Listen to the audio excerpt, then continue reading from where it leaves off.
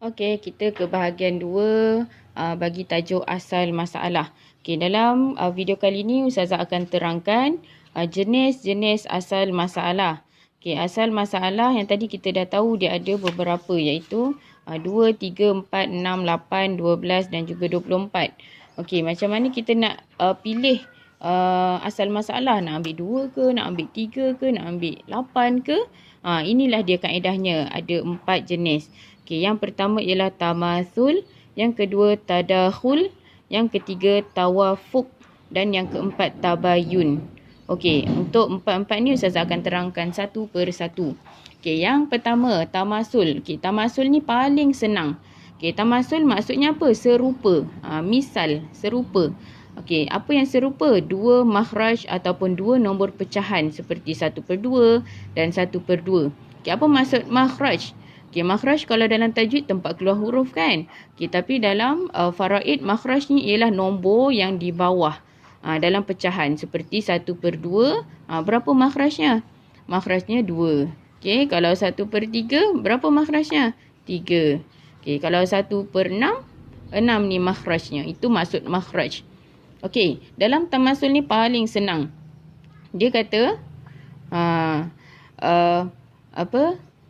makhraj antara waris dapat tu semua sama. Okey, contoh yang pertama dibagi senang. Okey, suami 1/2, adik-beradik perempuan seibu sebapa juga dapat 1/2. Okey, makhrajnya 2, yang ini pun 2. Maka asal masalah ambil terus nombor 2 ini. Okey, 1/2, 1/2 senang. Kita terus ambil 2.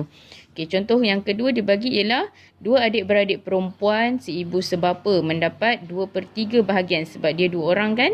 Okey, yang ni pula 2 adik-beradik seibu mendapat 1/3 bahagian. 2/3, 1/3. Makhrajnya sama, 3. Maka asal masalah ini dia 3. Okey.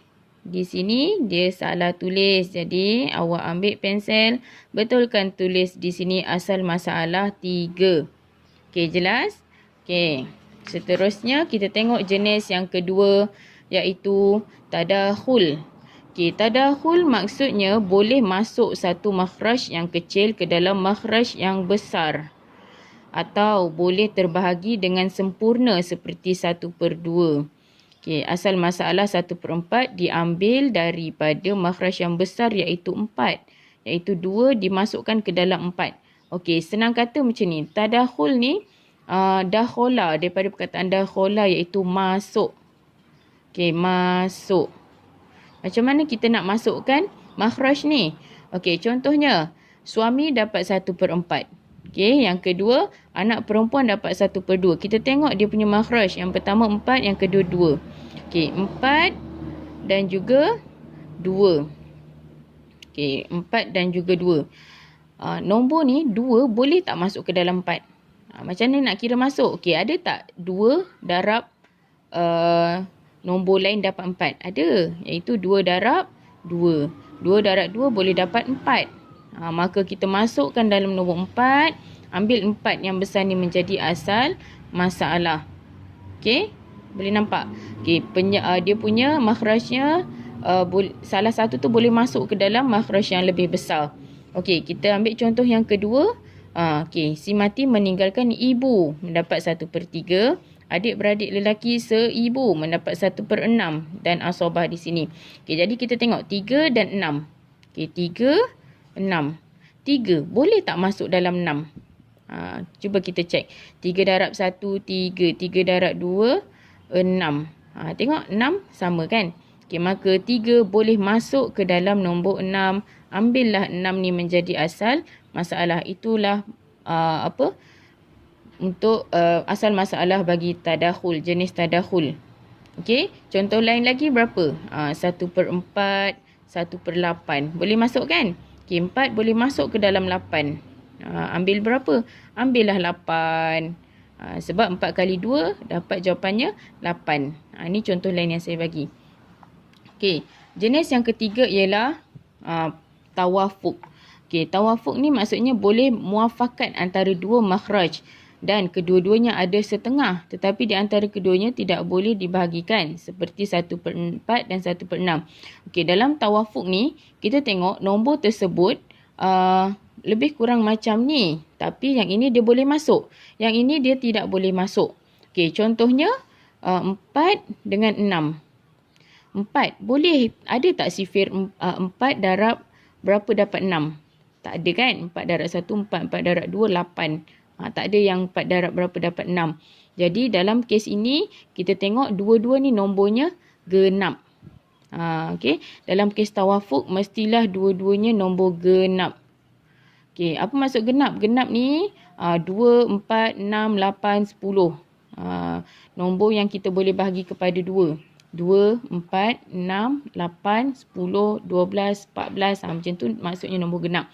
Okey, dalam kes tawafuk ni, dia ada kaedah nak kira. Okey, iaitu, contohnya, kita nak ambil kes yang ni. Isteri dapat 1/4, ibu dapat 1/6. 4, 6.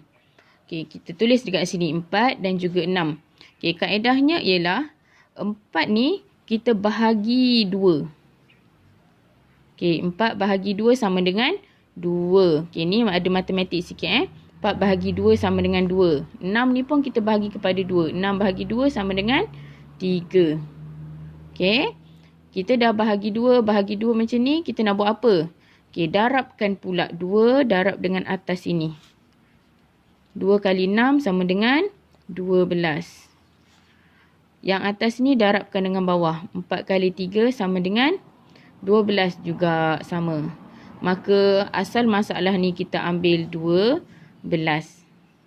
Okey? Nampak tak? Okey. Kita buat sekali lagi untuk contoh seterusnya. Okey, isteri mendapat 1/8. Bapa mendapat 1/6. Okey? 8 dengan 6. 6 bahagi 2 sama dengan 3. 8 bahagi 2 sama dengan 4. Okey. 3 darab pula dengan 8. 24. 6 darab 4 juga mendapat 24. Maka asal masalah ini kita ambil 24. Okey. Dalam buku ni dia tulis 6. Potong tukar jadi 24. Okey, dan yang terakhir sekali ialah jenis tabayun. Okey, maksud tabayun ialah berasingan antara dua makhraj. Salah satu daripadanya tidak boleh dibahagi separuh seperti 1/3 dengan 1/4. Okey, ni maksudnya ialah satu nombor ganjil, satu nombor lagi genap. Contohnya isteri 1/4, ibu 1/3. 4 bagi 2 boleh, 3 bagi 2 boleh tak?